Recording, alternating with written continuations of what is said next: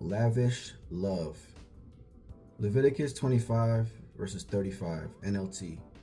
If one of your fellow Israelites falls into poverty, allow him to live with you.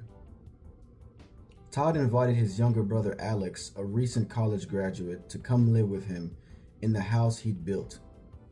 He wanted to help his sibling gain some financial footing by allowing him to live rent-free for a while.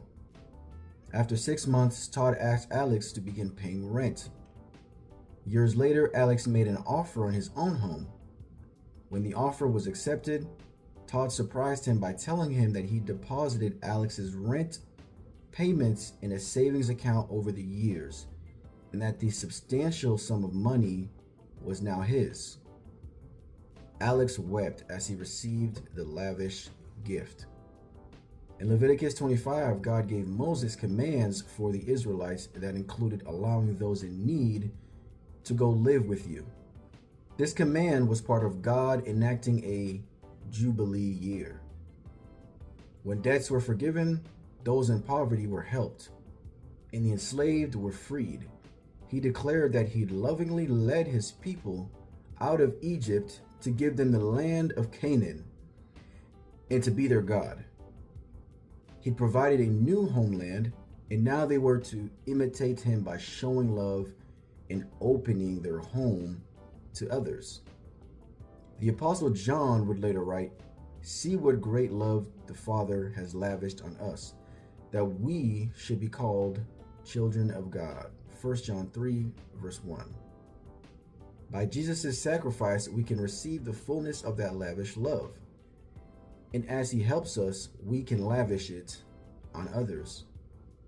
As the nation of Israel began to take shape, God wanted them to understand how they were to treat each other. Enslaving fellow Israelites was never to be part of the equation. If any of your fellow Israelites become poor and are unable to support themselves among you, he said, help them as you would help a foreigner and a stranger. Leviticus 25:35. If any of them become poor and sell themselves to you, do not make them work as slaves. Even this arrangement of indentured servitude wasn't permanent. God said they are to work for you until the year of Jubilee, every 15th year. Then they and their children are to be released, and they will go back to their own clans and to the property of their ancestors. It's God's desire that we never exploit one another, but look out for each other's interests, because he lavished his love on us by sending Jesus. He'll help us lavish his love on others. So how have you experienced God's lavish love, and how can you extend it to others?